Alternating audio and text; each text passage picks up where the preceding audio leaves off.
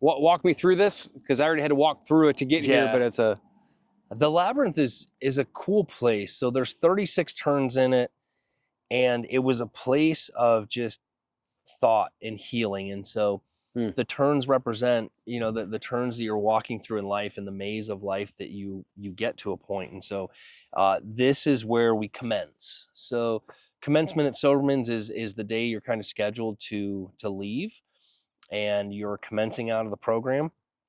And the thing you're supposed to do is go find a rock in the desert that speaks to you and paint on it. So it's kind of funny to watch us go through and paint our rocks as grown men and try to think of what to put on it and what it looks like. And I remember that day like it was yesterday. And what's really cool is that everybody that's here, including the staff, walks and prays over you as we get to this circle, right? So it's just a long train of people thinking at every turn. The cool part is everybody comes out and is here with you. And what's amazing is when I look at the couple of pictures that were taken, man, I thought I was like looking good, in shape. Like I felt so confident in myself.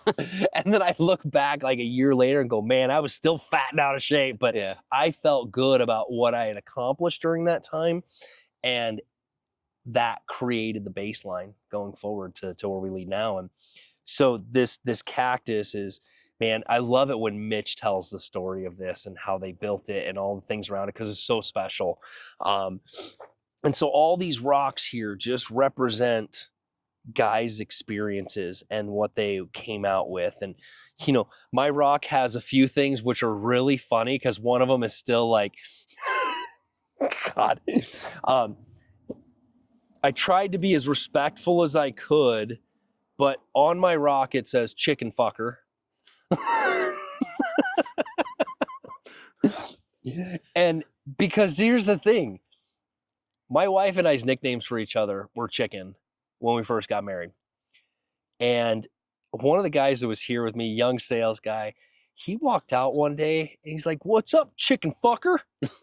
I'm like, "What? What'd you say?" And it stuck. So that was like, those were our names the rest of the time we were here. And it was just, I don't even know where it came from, but it was so funny when it happened. And there was so much like to write on that rock, and just the healing. Like I said earlier, you know, it's humor heals. Yeah. I wrote that really big on that rock. It's just like, if you cannot take life so seriously and take this journey so seriously and learn to have some fun with it, and know that life is going to be full of so much fun, it's going to be an actual better fun, because you're clear. You actually remember what fun you had. Yeah. Rather than, oh, what did I do last night? God, those days I'm so grateful that are over, that you don't wake up the next day going, oh my God, who do I have to apologize to? And what ass did I make of myself, and who got that on recording? Yeah. Well, we've had so many conversations even over the years, really, through this journey too, of like, if I could go back, would I? And at the end of the day, like, nope. Man, the life you've lived has led you literally to this point, to this stool. I wouldn't change anything about this journey. I wish I could change the pain I caused with people, but I also believe that pain, you know, when I look at you, when I look at Christian, when I look at Chase or Wendy, I know it was painful, but I also know it was learning on both sides, right? There was grace, there was forgiveness, there was things. And it's also one of those things too, where whether it's you or Christian or anybody else that I just mentioned, you've been impacted by it. So you now can maybe help somebody else that's being impacted by it. Like, well, this is what we saw, what we learned. And I wouldn't change a thing about this journey at all.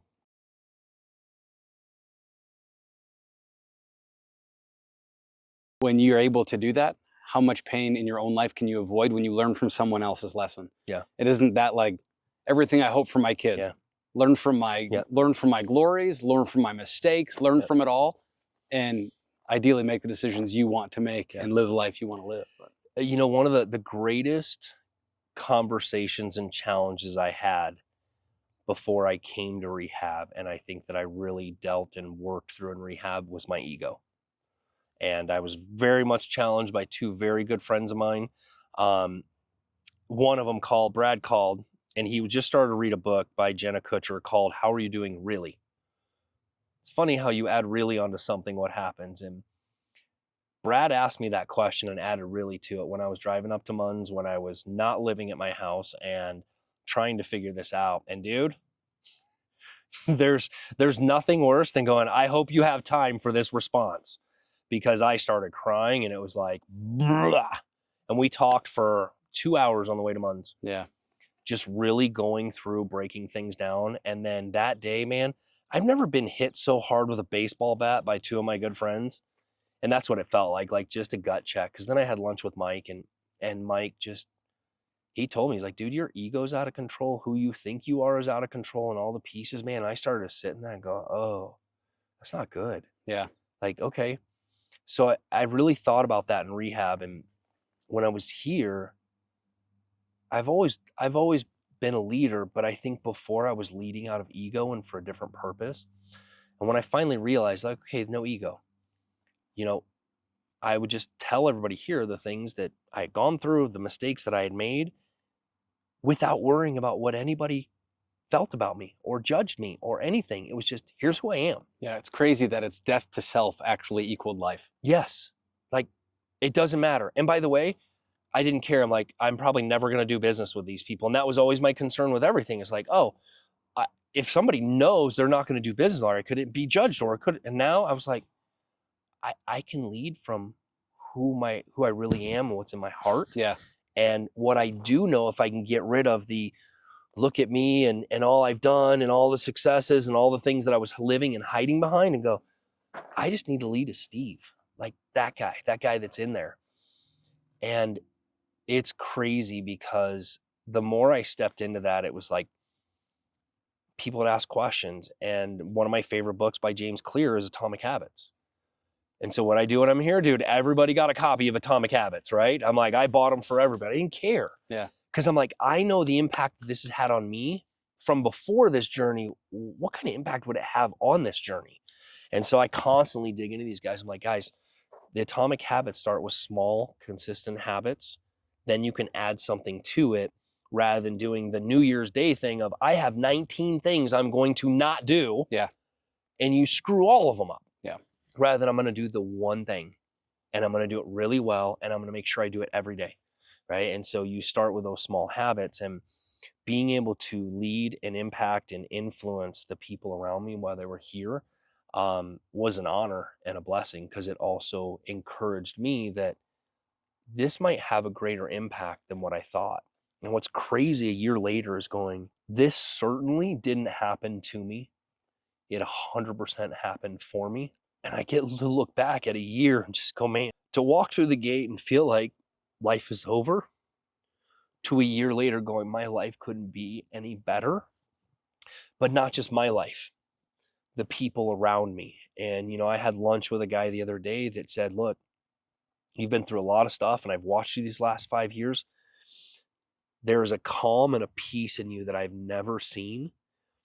And it's so impactful, and it's so, what's the word I'm looking for? Contagious. Wow. That you have been able to go and fight through all this and keep your family together and keep your staff around. And there's something to be said about that in a human being, that if you can go that deep and come back, I don't know what it is, but let's go down that road. And so, conversations with my kids, one of the most profound things that Chase said to me when I asked him, hey, what's the difference between when I quit for that 18 months and now? He just said one thing. He's like, Dad, you're just living it now. You don't talk about it. When you did it before, you're fucking loud and look at me, sober for 6 months. Like, we had to have a birthday every month for you because you made it 30 days without drinking. And now it's just like, you're just who you are. And, Christian, last night we were having a conversation. I'm like, man, he said last night, he's like, Dad, you continue to try. You might fail. You'll learn from it, and you'll do it again. And just watching the consistency, because they're getting ready to start 75 hard again. And I'm like, why? And he's like, well, there's things that we want to do, and just watching you do these things over and over again and not give up. Like, even if you mess up for a couple of days or a couple of weeks, on your gym and your workouts, it's like you still are coherent enough to go, hey, or aware to go, hey, I'm slipping. Let's pull that back. Right. And so those are the pieces that I didn't know I was going to experience. And I wish I could bottle the feeling to give to these guys when they walk in the door and go, dude, like, trust me. Yeah. Like, trust the process going through this and understand what it's going to look like. And if you can harbor that and harness it, you will have no idea. And so when I look at things like one of the guys recently that I met in the house, all the things, we have very similar stories. And talking to him on day 3 and going, dude, 11 months from now, your relationship with your kids can be better, will be better, with your wife, with your family, with your job, all the things, if you will just dive into you while you're here. Yeah. Like, be as selfish as possible. Don't worry about what's going on in the world. Just stay right here and do that. Yeah. And so what's crazy, dude, is I was here for a reason. Like, I ended up here for a reason. And the reason is like the continued impact that I get to have on these guys. And so now that particular guy, he's out, he's going to move back here to Phoenix. And not only that, but dude, now I'm mentoring his son in the real estate journey. And like, man, crazy how our drinking brought us to this place and seeing that. Yeah. Well, a couple minutes ago, you were talking about habits and the habit journey. And I think it's actually your consistency for the last year in those habits. You look at your morning routine, like just a routine that you have fought tooth and nail for. Yeah. And because you have such structured habits, like you were talking about how like you started to slip a little bit. It wasn't you started to slip in drinking. It wasn't that you started to slip. It was that your habits started to get a little loose. And because you put a structure and I think lived in it consistently, as consistency has become a big word in your life, that I feel like you were able to go, dang it, I'm catching myself get a little loose on my habits. And it's crazy as we look around this labyrinth, and it's wall after wall after wall after wall. It takes a long time to get here. And like, to me, I look at this and I think of habits, right? It's almost like boundary after boundary after boundary after boundary. Your habits guard who you're wanting to be. They keep you in the center of who you're wanting to be. And when that started to get a little shaky, I've watched you in this last couple of weeks. You've pulled back and you're like, nope. And you brought everyone else in the loop and you're like, hey, I'm starting to get a lackadaisical in this area. I'm going to kick it in the butt. And I just think that's also what that's the journey, man. Here's the big piece. And actually, you know, the aerial shot of this to really think about, like you've given me kind of an idea, is that the aerial of the labyrinth is this cactus represents you as a person. And when I came out, the circle had to be really tight. The boundaries had to be really tight. And I was ready. You go another boundary, right? And you're putting all these levels in place to go, this is how many layers you have to get through to break me. Yeah. Right. And the habits and the consistency are this, and it's really self-awareness. So when you think about a ship or a plane, right, their compass, their needle, if they're off 1 degree, they end up 200-300 miles off course, right? So in our life, if we can look at our habits, and this is what I've been doing this year, and we can go, this is where the needle is, and I just need to be aware if it's going forward or backwards. And it's all, and the hard part is it's moving so little that you can't see it, right? If you look at your weight, you don't become overweight overnight. Right. It happens so slowly that you look back, you're like, what the hell happened? If you can be aware of it, you see, I don't get on the scale for weight wise. I get on the scale to be aware of where the needle is. Like when I go to Mun's and I eat shit all weekend, not intentionally, but it happens. I'm not perfect. That's the whole goal, right? You don't have to live in a prison to be consistent and get in shape. You have to do the consistent things and be aware of them. So now it's always like, hey, you just said it a couple of weeks ago. I'm like, I can feel some anxiety. I can feel some of my morning habits and routine slipping. And I went back and I'm like, oh, where did those happen? I don't know. Now I'm very aware.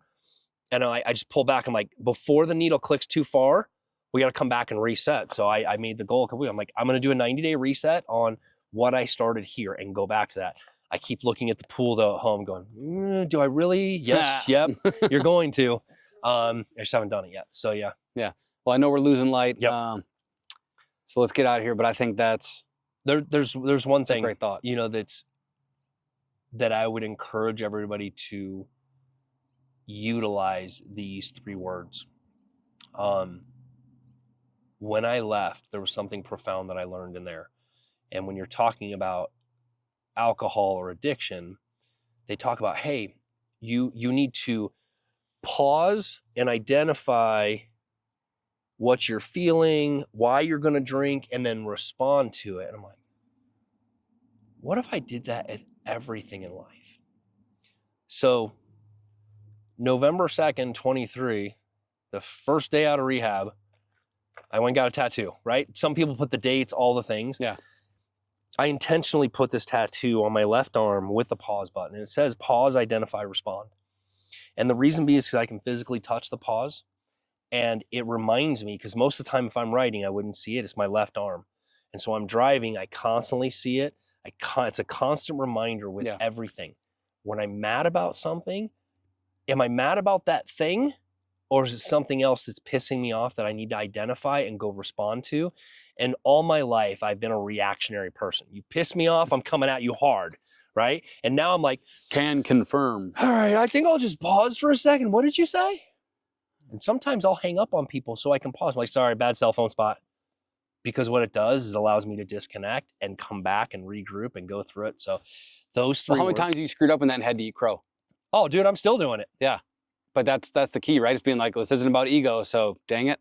Yeah. I'm going to call this person back and be like. The funny thing is I call him back. I'm like, hey, there's this tattoo on my wrist that I didn't quite see when I was talking to you. So I'm going to apologize and just try to start over if you can give me that space, right? And sometimes I have to identify, is it something else that person triggered that I need to be aware of, right? Like, that kind of sucked. Like, I don't want to be that person. So it's, the awareness is probably one of the critical pieces in consistency in anything in life, right?